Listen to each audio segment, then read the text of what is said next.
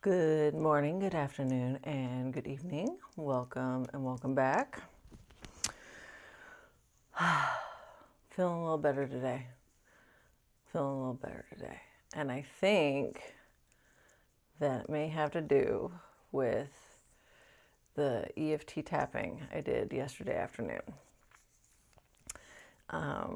My friend Marissa Victus, that I've mentioned before, posted her first week chat in her Substack chat, and reminded me that I needed to go listen to the first chapter of Rewired by the Ortner siblings, Nick, Jessica, and Alex. And Nick tells a story about how he wakes up one morning with this terrible crick in his neck, and nothing he does relieves it for like days.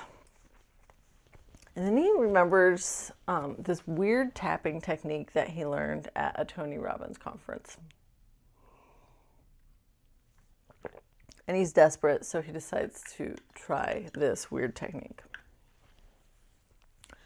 And within like literally minutes, the pain subsided and did not return, like at all. He said he found himself like in the bathroom, like turning his head and like staring at himself going like, what just happened? And then he became obsessed with this technique. And talked about a documentary that they made early on with 10 people. And I decided to look for it on YouTube. And it's there. They have a whole channel, and their documentary is on their channel, free to watch. I have YouTube Premium, so I had no commercials as well, which was delightful. And some of these people had really dramatic transformations. Everything from knee and back pain to PTSD. Like one guy lost his wife in a car accident when he was driving, and he had terrible PTSD over that, and he was doing so much better by the end. And I won't give all of it away, but in case you want to watch it, but it was really inspiring, and I decided to like dive in immediately. And so then I looked for other videos on their channel, and there is a live that I will post in the description box below that Jessica Ortner did 8 months ago. And she did 3 sessions with live callers on different issues they were dealing with in their lives. And the first caller was 59, and she was learning to ice skate, and she'd been taking lessons for 2 years. And she could do really well when her instructor was holding her hand, but as soon as her instructor wanted to let go of her, like this terror set in. And she really wanted to be able to skate by herself by her 60th birthday. So that's what they tapped on. And it was amazing because like when you're watching other people's tapping, you're supposed to tap simultaneously, even if you don't feel like the issue applies to you. And even though I don't know if I've ever ice skated, and I don't not want to, but I don't have like a huge desire to either. I tapped along, and I found that I could apply pretty much everything that Jessica was saying to how I feel about my yard and my blackberries. So that's what I did. And then there was a perfectionist, and also someone who was feeling overwhelmed by her clutter and not knowing where to start. And I identified very strongly with those two, and I tapped along with them. And then after watching that, I went on a tap extravaganza and just tapped on everything that like bubbled up to the surface. And I won't say anything is cured, but I will say that I feel the lightest and the happiest that I have in days and days. Ever since I started feeling like this overwhelmed burnout feeling, this is the best I've felt. So that's really exciting, and I am going to keep tapping. And it's awesome because tapping, especially one of them, feels like stimming to me. The one on the side of the hand. Oh, my dog is crying to come in. Hang on. Let me get this band on my braid and then I'll pause the video and come back. All right, be right back. Okay, I'm back. I'm also really excited about the prospect of being able to deal with physical pain with the tapping. I have plantar fasciitis in both my feet. That arose when I was working 10-hour days consistently.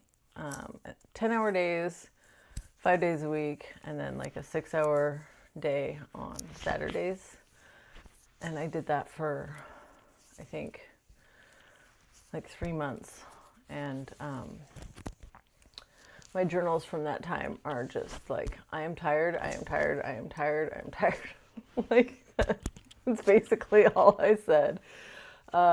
And at that time, I was still operating a CNC machine, which is a 10-foot by 10-foot cutting table. And I was running around it the whole time, like putting sheets on, pulling off the cut material, putting sheets on, pulling off cut material. Like, I was on my feet for pretty much that entire time. I think I still was taking a lunch at that time, so subtract a half-hour break in the middle of that.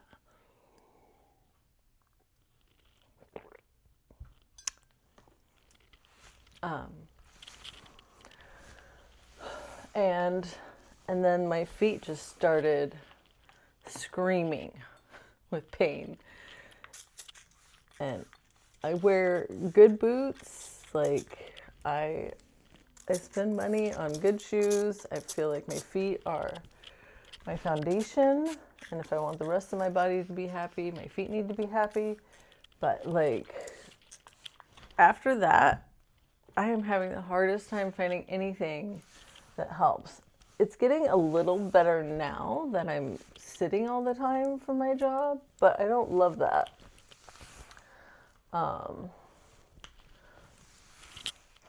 I would really like to spend more time walking, and I would also like to get, somehow I ended up on this mailing list for this company called Zero Shoes, and it's really weird because I didn't sign up for their mailing list, but they started mailing me right around the time that I mentioned Chris McDougall's book, Born to Run, on this channel.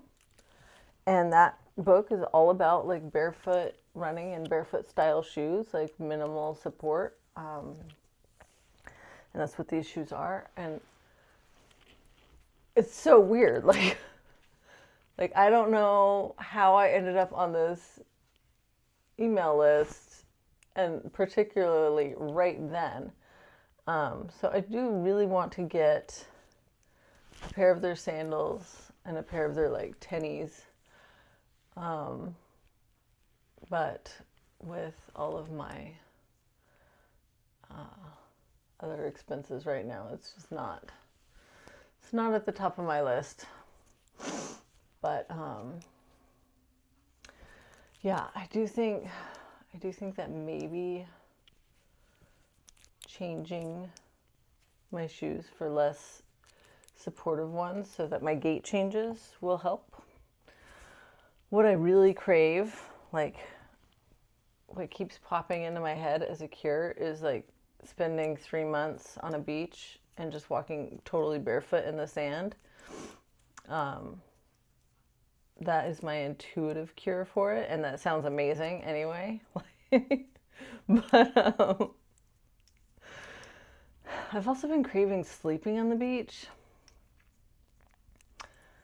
I think I need to look into Costa Rica. There's places to go once I sell my house. I don't know.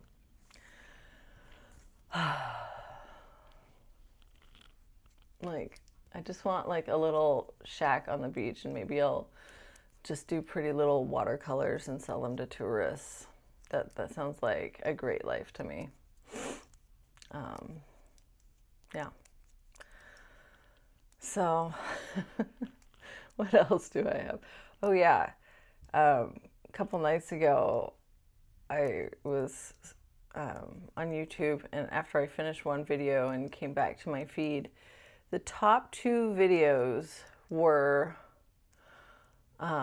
why everyone's so exhausted that it's making them sick, and the video right after that is why you're feeling so exhausted. I took a picture of it. I'll put it up here.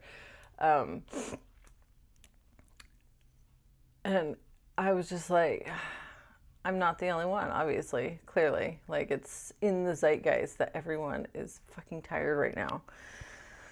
And that is so unsustainable. Like, we cannot go on like this. And we don't need to. We really need to start taking better care of ourselves individually and as a whole. Like, this is ridiculous. I really want all of us to feel more at ease and have more fun, like, genuinely. And I believe we're capable of it. Damn it. Okay, and then in the video I recorded a couple days ago where I was talking about my cry extravaganza and reclaiming your pain, I feel like I was so excited and passionate about it. I like forgot to mention that, like, when I say reclaim your pain, I don't mean to like hold on to it. I mean to like notice the pain that's already there, and to like really feel it and understand it and allow it and not judge it. And by doing that, it will naturally like rise to a crescendo and then pass through and kind of evaporate, like a big wave crashing and then kind of subsiding back into the sea. Hanging on to pain is what damages us. So that's not what I mean when I say reclaim your pain. Like, reclaim your ability to feel the pain so that it can pass through you and that it doesn't get stored in random pockets in your body where it can cause discomfort and disease and all the other things that pain can do, and like undesirable behaviors as well that unrecognized pain cause. So yeah, I think that is everything. Let's pull. I put my Natalie Goldberg deck in front of me again so I don't forget again. So hopefully I can keep doing this. If I can remember to put it in front of me, then I think I will remember to pull a card. But it's remembering to put it in front of me part that's, and I can't just leave it in front of me because this is my journal writing space. Okay, so we're on card 4. What is silent? Make a list. Let's push it. See if you can list at least 30 silent objects and feel each one's deep quiet. Ooh. And then on the back, butter melting on toast. Yum. 3 olives in a bowl. Also yum. Have you noticed the door is mostly silent? Go ahead. Let's bow to the door. Forget the refrigerator and the stove. Can't you feel the yearning for heat or cold? In Zen, even a chair, a street curb, a cup, your jacket are sentient beings. Treat them kindly, with respect and dignity. Look around. See how much more hallowed the world can be. Oh, I love this card. I love this card so much. I want to frame it, but then I would only be able to see one time. Oh, no. I have frames for my artwork that are 2 panes of pressed together glass, but there's still hanging hardware on one side and not the other. But something like that might work. But anyway, have fun writing on this subject. I hope you love it as much as I do. So many things. Like, I mean, basically everything in this room is silent. Except for my speaker and my clock, which I can hear ticking. Anyway, I love you. May you be happy, may you be healthy, may you be wealthy, may you feel at ease, and may you accept yourself and your emotions as they are, as you are right now in this very moment. Okay? Until I see you next time. Bye-bye.